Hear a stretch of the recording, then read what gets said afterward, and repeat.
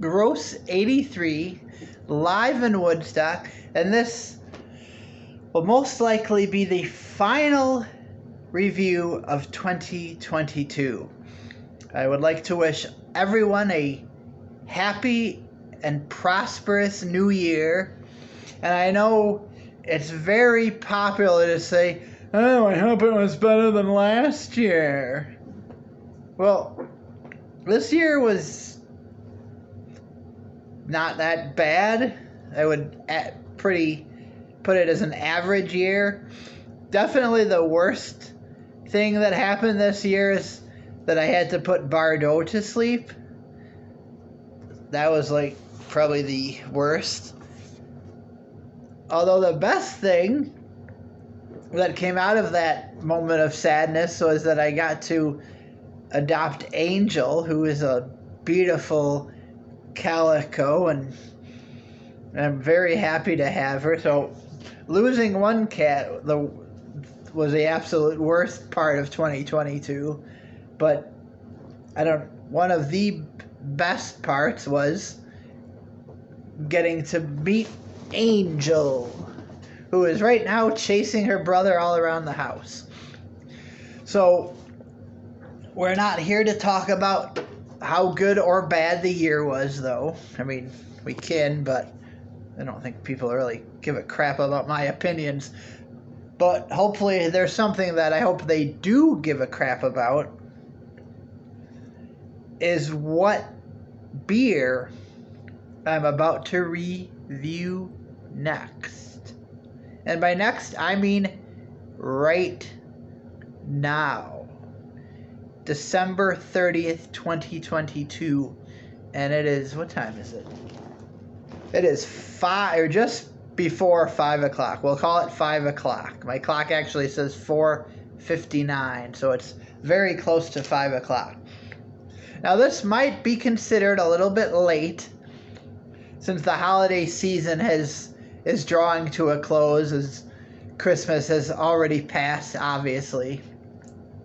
But I'm going to do a holiday beer tonight, just because I feel like it. And this beer is from New Belgium Brewing, which usually has some pretty solid beers, I have to say. This beer is one that I've never tried before, so I'm excited about it.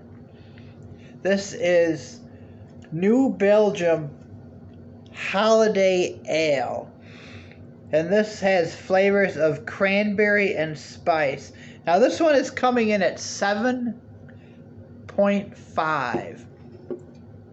So this I would recommend for at home drinking, not for if you're going to be driving, because a 7.5, it can be a little strong, so it'll get you past that 0.08 limit pretty fast, so you want to be careful about that, because I don't want to be drinking and driving. I don't want people to be drinking and driving and getting into accidents and all that stuff that comes with that type of behavior. Don't do it. You can call an Uber. You can, whatever the case may be, call a friend, call an Uber, call a regular old-fashioned taxi. I guess you can't take the bus where I live, but if you live in a bigger city, then take the bus to and from the bar if you must. But let's move on from that. I'm not trying to lecture people on things, but let's just say that drinking and driving is pretty stupid, and I don't recommend it or condone it at all. But let's get to this fine beverage. We've got this fine glass. Scorched Earth Brewing is not very far from me. I believe it's actually in Algonquin, Illinois. I could be wrong. The Algonquin or Barrington or something like that, but it's very close. But we're going to pop this guy open here. Now let's see. Ooh. Well, let's go look at this. Here, let's get a look at this guy. Look at it. I still pour it with a slight glance. The fine gentleman at Louisiana Beer Reviews, he likes to pour his straight into the glass. And it's all a matter of opinion. I didn't have much luck with that style of pouring, so I went back to a slight tilt. Not too much. You don't need to do it too much, but to each their own. Now let's get a look at this color. I would call this an amber color. And it's probably because of the cranberry that was mentioned on the label, but you can see this is a darker beer. Not super dark like a stout, but this is definitely a darker color than the common beer.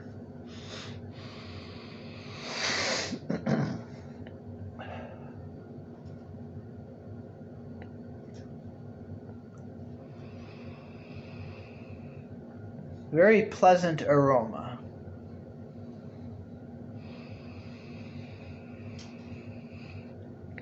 Very enjoyable aroma, but smelling is not the only thing that we are going to do with this special holiday ale. We are going to taste it. Very wintry aroma, nice, pleasant, delightful.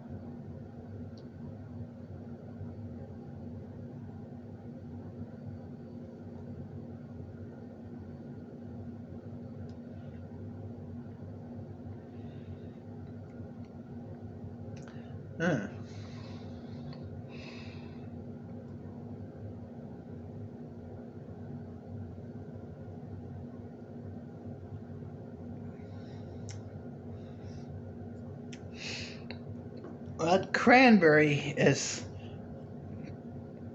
definitely coming through.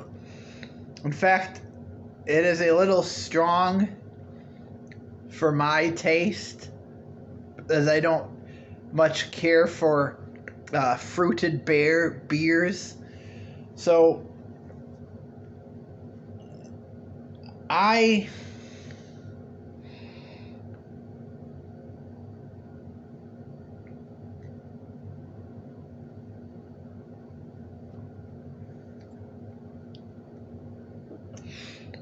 have to give this one 3 stars.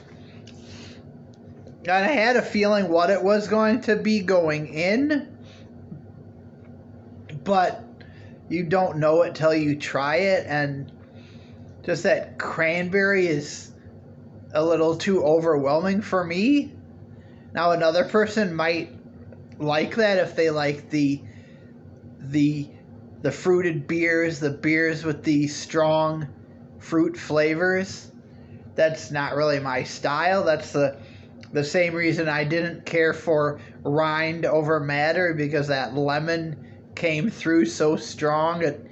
It masked the other flavors and notes and nuances of that particular beer. But this is it's drinkable. Okay, I mean, I wouldn't drink more than one at a time. For one reason, that 7.5% could get you pretty hammered pretty fast. But it's just too much with the cranberry. So this one is going to get 3 stars. I don't recommend it, but then I don't not recommend it either, because I know that some people enjoy the over-the-top fruited styles, and I would have to guess for that style, it seems to be decent, but I don't care for that style, so that's why I'm going to remain at 3 stars. So I don't think I really gave a clear opinion on this beer. If you like that style, then give it a shot. But if you don't like that strong fruit flavor, then don't get this one. And I hope that cleared everything up. So 3 stars from Gross83, and Happy New Year, everybody. Enjoy 2023. Thank you for watching, and if you feel so inclined, please hit that like and subscribe button. I would greatly appreciate it. Again, thank you for watching. Goodbye and Happy New Year.